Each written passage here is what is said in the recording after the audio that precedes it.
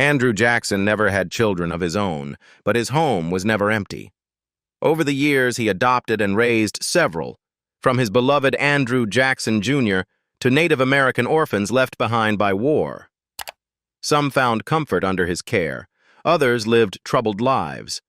Their fates show the personal side of a man whose public life was defined by conflict. So, where did their lives take them? Let's uncover the truth together. Andrew Jackson Jr. In adulthood, Andrew Jackson Jr.'s poor financial judgment often created headaches for his famous father.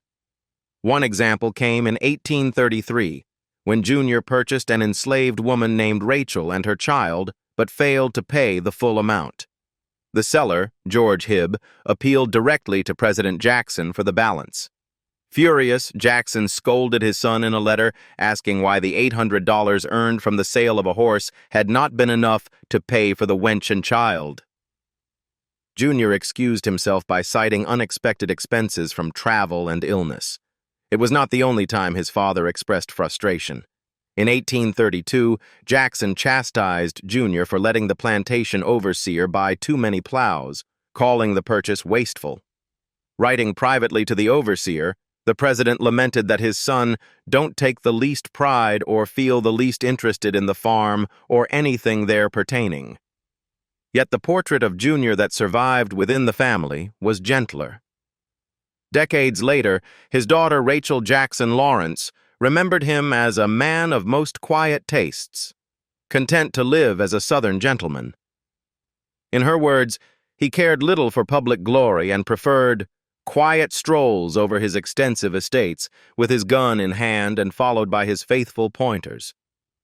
He shunned politics, she said, but delighted in domestic pursuits and remained devoted to his family. Andrew Jackson Jr. came into the world as one of a pair.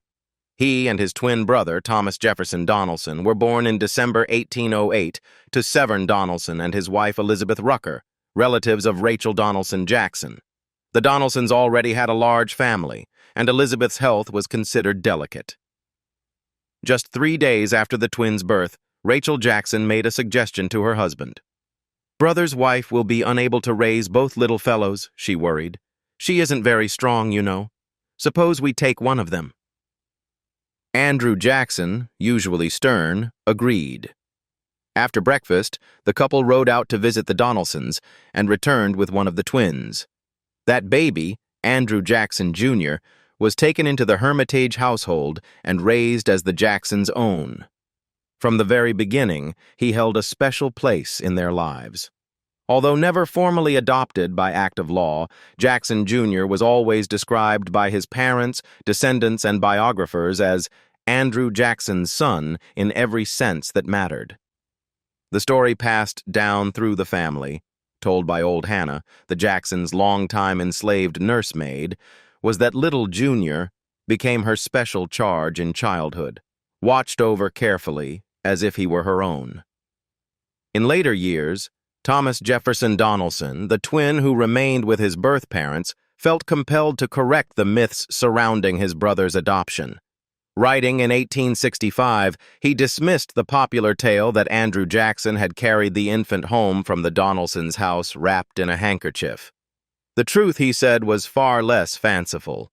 General Jackson had been away at the time, and Rachel had written to him about taking one of the babies into their care. Andrew Jackson Jr. and his cousin Andrew Jackson Hutchings started at Davidson Academy in 1821. By all accounts, Jr. lived in style while at school. Historian Linda Galloway pointed out that an 1825 bill to President Jackson showed just how well he was outfitted: a personal servant, likely Alfred, his own horse, and a wardrobe that included a $76 suit, a $10 hat, silk stockings at $1.50 a pair, and imported handkerchiefs. He even ran up a $309 tab at Josiah Nichols' store in Nashville, a sum that, at the time, could have supported an average Tennessee family for a whole year. Still, Junior wasn't idle. Books at the Hermitage with his name inside include the autobiography of Crockett, Tom Jones, and Field's literary and miscellaneous scrapbook, showing that he kept up with both popular and serious reading. When his mother died and his father was elected president in 1828, Junior split his time between Washington and Nashville. In the capital, he quickly earned a reputation as popular, good-looking, and socially at ease. Back home, he managed the Hermitage and his father's business affairs. President Jackson, always meddling and matchmaking, peppered his letters with questions about Junior's love life and suggestions for possible brides. Junior eventually married Sarah York Jackson of Philadelphia. His father didn't attend the wedding in person. He sent his nephew Ralph Earl as a stand-in, but he did send Sarah a pearl ring containing a lock of his hair. Along with the ring, Jackson gave the couple $2,000 worth of new furniture, helped fund an expansion of the Hermitage, and gifted Sarah an enslaved girl named Gracie to serve as her maid. For the Jacksons, giving enslaved people as wedding gifts was a way of keeping valuable property in the family, ensuring the next generation had the labor and resources to increase their own wealth. As an adult, Andrew Jackson Jr. never quite lived up to his father's hopes. Money slipped through his fingers, and his financial missteps constantly pulled the elder Jackson back into trouble. This was hardly an isolated incident. A year earlier, Jackson had criticized him for letting the overseer order too many plows, calling it wasteful. To another overseer, he vented that Junior doesn't take the least pride in the farm or its affairs. The contrast was sharp. Decades later, Junior's daughter Rachel Lawrence would remember her father as a quiet man, content to walk his lands with a gun and his dogs, uninterested in politics, and devoted to home life. But during Jackson's presidency, the father's letters to his son were full of warnings, pleading with him to think of his young family, to act responsibly, and to stop letting bad choices tarnish their name. Trouble only grew. In 1834, after a fire gutted parts of the Hermitage, Junior's wife Sarah and their children stayed at the White House while repairs were made. Jackson's granddaughter Rachel even joked about how a big owl tried to kill Paul the parrot, but Papa killed the owl. But behind these light family moments, debts were mounting. By the time Jackson left office, his finances were in tatters, and he sold land to cover $7,000 of Junior's debts. Junior's ventures never seemed to pan out. He bought a plantation in Mississippi on credit for nearly $24,000, then piled on another $12,000 in debts. Jackson defended him, insisting his son had been preyed on by swindlers and false friends, even excusing lies as momentary refuge. But the losses kept coming. Floods, failed crops, and overestimated profits from wood sales left the Mississippi land in ruins. By the early 1840s, both the Hermitage and Halcyon plantation were sinking under debt. Jackson sold his prized racehorses and even borrowed $10,000 from his friend Francis Blair to bail Junior out. When Andrew Jackson died in 1845, Junior inherited the Hermitage and 100 enslaved people, valued at about $150,000. But within a decade, mismanagement and new ventures, and ironworks that burned money-losing lead mines, drove him $100,000 into debt. To survive, he sold dozens of enslaved people and finally, in 1858, sold the Hermitage to Tennessee, keeping a short lease on the home. By the 1850 census, Junior still legally owned 137 enslaved people in Tennessee, the bulk of his wealth. But even that could not save him. By the time the Civil War broke out, Junior was broke and leaning Unionist, though his own sons joined the Confederacy. One was killed at Chickamauga. His final years brought only decline. In 1865, while out hunting, Junior accidentally shot himself. The wound became infected, and he died a week later of lockjaw at age 52. Andrew Jackson Jr. had been raised as the beloved adopted son of a president. He inherited wealth, land, and one of the most famous names in America. Yet his life was marked by squandered opportunities and endless debts. His father spent his final years fighting to shield him from ruin, only to leave behind an estate burdened by Junior's failures. Lyncoya Jackson. Lyncoya's story begins in tragedy. Born to Muskogee Creek parents, likely part of the Red Stick faction, he was still an infant, no more than a year old, when his world collapsed. On November 3, 1813, during the Creek War, Andrew Jackson's Tennessee militia attacked the town of Tallushatchee. The assault was brutal. Cabins were set on fire with families inside, and nearly 200 Red Sticks were killed. Survivors described a grim scene the next morning, soldiers roasting potatoes from the ashes while dogs scavenged the bodies. Among the devastation lay a baby boy, found at his dead mother's breast. That child was sent to Jackson. According to a Nashville obituary years later, Lyncoya was the son of a chief. His Muskogee name, if he had one, was lost. The name Lyncoya came instead from Maria Pope, the daughter of one of Jackson's wealthy friends, who briefly cared for him. At first, none of the injured women from the town would take him in. They were too wounded themselves. The actual work of keeping him alive fell to Charles, an enslaved man in Jackson's household. Charles fed the baby with scraps of sugar and biscuit until he grew stronger. In that era, it wasn't uncommon for white families to take native children captured in war into their homes, calling them kin, though rarely with legal adoption. Jackson himself took in at least 3 such children. One died in infancy, another's fate is uncertain. But Lyncoya, brought to the Hermitage in 1814, became the most enduring of these wards. Life at the Hermitage was never simple.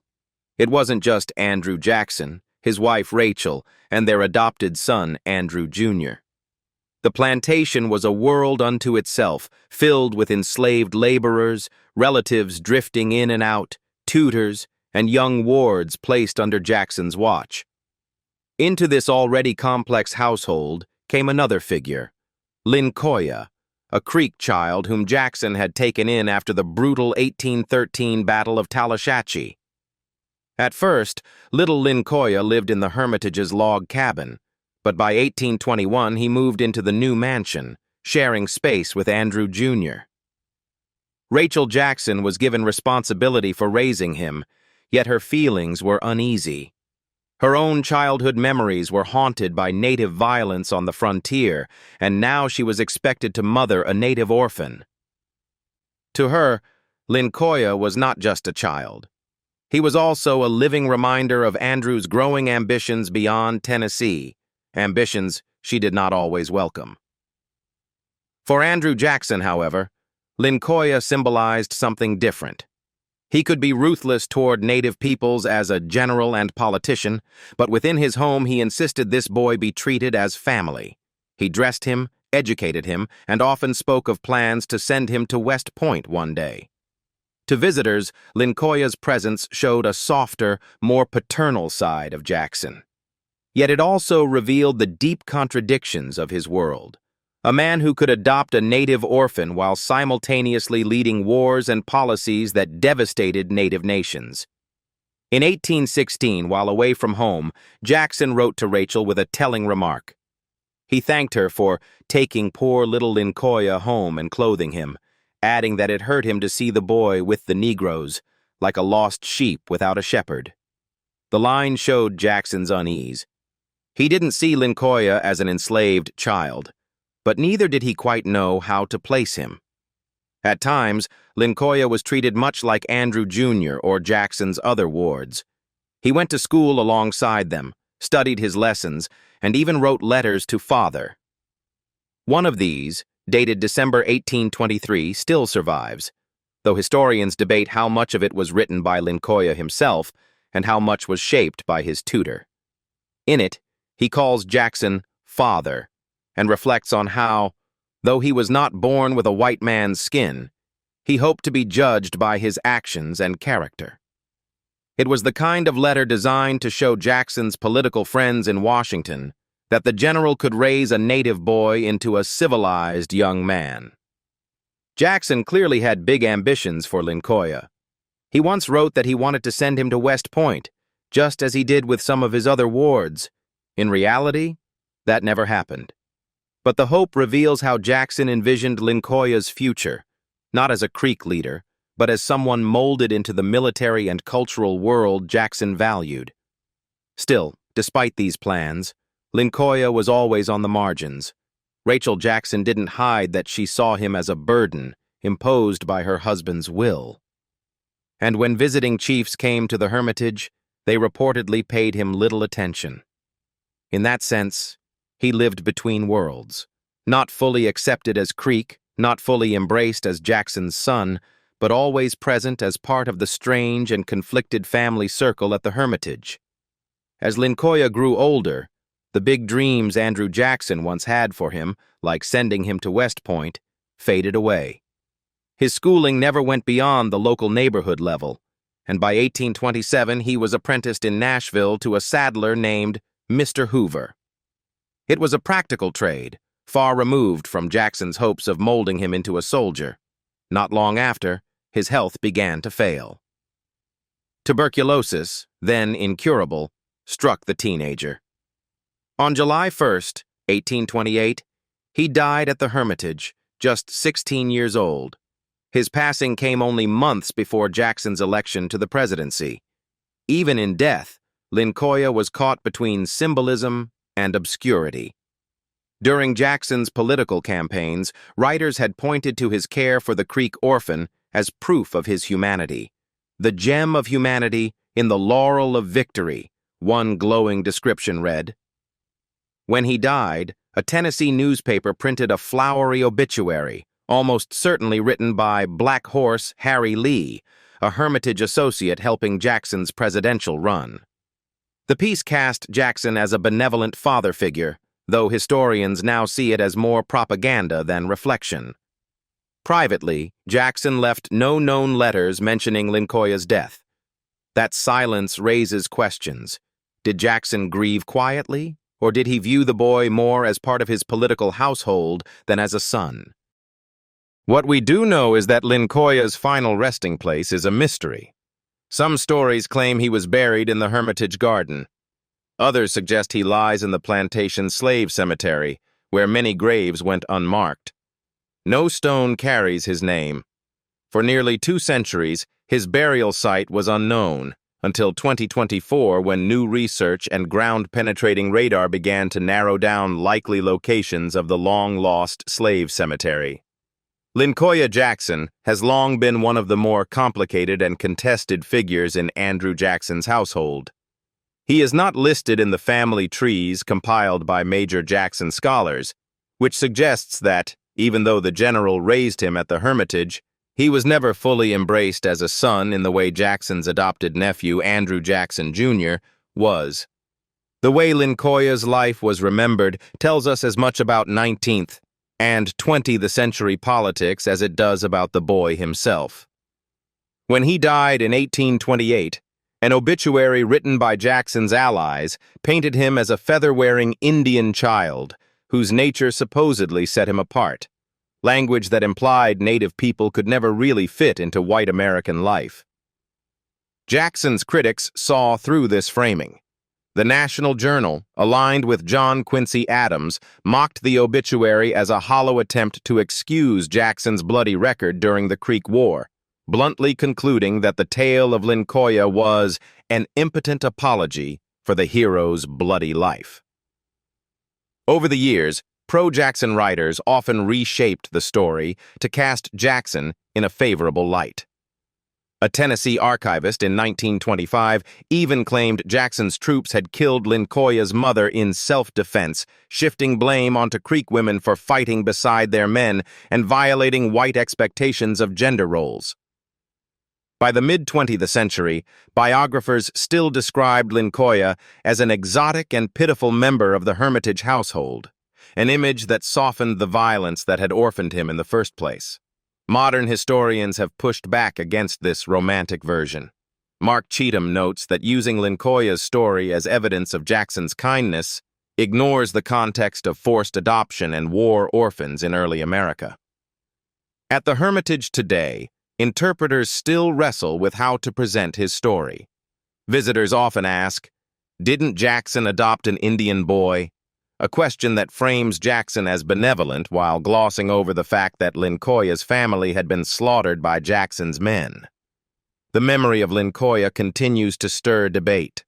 A memorial was dedicated to him in Alabama in 2000, but even that monument centers Jackson as a rescuer more than it acknowledges the trauma of indigenous loss. As recently as 2016, former Senator Jim Webb cited Lincoya as proof that Jackson could not have been genocidal, pointing to his adoption of the boy as a sign of compassion. Yet historians like Dawn Peterson argue the opposite, that Jackson carefully promoted the story of raising an Indian orphan to his early biographers as spin, a way of masking the brutality of Indian removal behind a sentimental tale of personal charity. Andrew Jackson Donaldson. Among Jackson's wards, none stood out more than Andrew Jackson Donaldson, Rachel's nephew. Orphaned at a young age, he grew up at the Hermitage and was treated almost like a son. Jackson poured energy and resources into him, paying for his schooling and eventually to West Point, where he engineer. Donaldson was by his side. As his uncle's correspondence, guarded access, became a steady presence at the president's elbow. In those years, he was more than an aide. He was a surrogate son, learning politics and power in the most intimate of settings. But Donaldson was never simply a shadow of his uncle. After years of loyal service, he carved out his own career. He served as U.S. Minister to Prussia, a post that carried real diplomatic weight, and later stepped into the turbulent politics of the 1850s, even running for vice president on the American Party ticket in 1856. His ambition and discipline bore the clear imprint of Andrew Jackson's household, yet the choices were his own, marking him as a man who carried the Hermitage lessons forward but never entirely surrendered his independence. John Samuel Donaldson. Another of the Hermitage children was John Samuel Donaldson, cousin to Andrew Jackson Donaldson. His story was quieter, less marked by politics or high office, but no less shaped by the rhythms of Jackson's household. Raised with the same lessons of honor, discipline, and duty, John grew into a planter and businessman. His life stayed close to Tennessee soil, tied to the land and its economy. For Jackson, who prized self-reliance above almost anything, John's steady life of work and local leadership must have seemed proof that some of his lessons had taken root. Daniel Smith Donaldson. By contrast, Daniel Smith Donaldson, another nephew of Rachel's, carried his Hermitage upbringing into more turbulent waters. Like his cousins, he spent part of his boyhood under Jackson's roof before stepping into public life. He served in Congress as a representative from Tennessee and later became a Confederate general during the Civil War. Fort Donelson, named for him, became famous as the site of one of the Union's earliest victories. Daniel's path reflected both the promise and the burden of being one of Jackson's wards. Opportunity paired with the heavy expectations of living in the shadow of Old Hickory. Caroline Butler. Not all of Jackson's wards were family by blood. Caroline Butler, a young orphan, found her way to the Hermitage as one of Rachel's special charges. For a time, she knew the warmth of belonging there, Rachel treating her almost like a daughter. Caroline's life was heartbreakingly short. She died young, remembered only in scattered notes and family letters. Yet her presence reveals another side of the Jackson household. It was not only a place for nephews groomed for politics or war, but also a refuge where an orphaned child could briefly feel at home. And that's what happened to Andrew Jackson's adopted children. Some carried his name and inheritance, while others, like young Lincoya, never lived long enough to see the future he imagined for them. Together, their lives reveal a softer, more complicated side of a man, remembered mostly for war and politics. Behind the legend of Andrew Jackson was a household shaped by love, loss, and the quiet struggles of family. Thank you for watching. If you found this story meaningful, please like, subscribe, And join me next time as we uncover more of the hidden lives behind America's most famous names.